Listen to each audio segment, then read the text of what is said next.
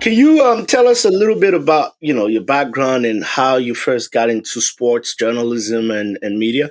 Yeah, I always knew wanted to be involved in sports. And now, growing up, you didn't have as many ways to get into that space. Like, it's super competitive today, but then it was a matter of how you ever would get into sports, whether it was on the business side or the media side. I was kind of in the middle. Okay.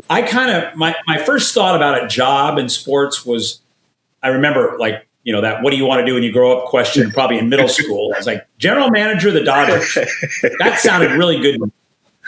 And what's really funny about that is I didn't make it to be general manager of the Dodgers, but some of my best friends have been general managers of the Dodgers. It's the craziest thing, like really close friends.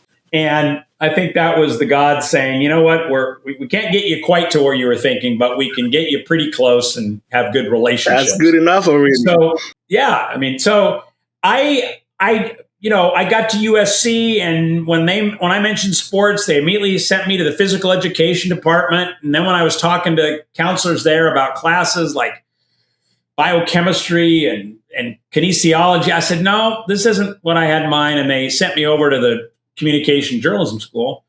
And I was like, well, this is closer. This is closer to it. What I was looking for was something like we offer now at USC. We don't have a sports media or sports management major, but we do have a minor, a sports media, we call it sports media industries minor. So It gives you experience on the media side, on the business side. I got fairly close. I started out on the media side, and I just took advantage of opportunities. I got an internship with the Dodgers, and that opened a lot of doors. And then I was working with the Lakers. And while I was in school, got a master's degree, and I got my career launched in LA in a very vibrant market, and made really good connections, which started in college. And so it just kind of started off in the media area. And I got great experience. You mentioned working at the LA Times, phenomenal people that I worked with in several departments, including the sports stuff I did was on the side. I was working for other departments, but I got great experience. I worked for the National Football League, and I got more great experience working with good people and really top-notch professionals. And when I was at the LA Times, I had an idea for an entrepreneurial venture, which was a college basketball event in the Bay Area. I met Pete Newell. Yeah, Pete Newell was a legendary coach, general manager of the Lakers. He was the man that traded for, as GM of the Lakers, Kareem Abdul-Jabbar. You talk about a franchise-altering move. And Pete Newell became very well known as a guru for post players, big men. Everybody's been to Pete's camp. He passed away a few years ago, but before that, in the 80s and 90s, like everybody came to his camp, post players. I met him and was just taken by his incredible career, and I said, let's do an event that maybe honors him, brings attention to his career, because he retired at a young age for health reasons. And so I launched the Pete Newell Challenge in Oakland, where the Warriors played, up until they moved to the Chase Center a few years ago. And so I had the event for 10 years, and then I was teaching on the side, and they had an idea for a new class that combined the business of sports with sports media. Came to me and said, do you know anybody that could teach this class? And I said, yeah, me. I'd love to teach this class.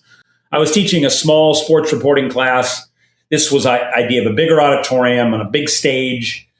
And I said, I think it pretty much like reaches all points of my career. So started doing that in the spring of 1999. And here we are all these years later. I'm still teaching the class every Wednesday night. I'm having a blast. And I don't have a textbook because there's so many great stories in sports all the time. Yeah. That it's a matter of, we have so much to choose from, and what I can emphasize in this class, that I have plenty of material. Yeah. I generate the material myself every week. And I'm so proud of the students that I've had that have gone on and are doing incredible things on the business side of sports and the media side.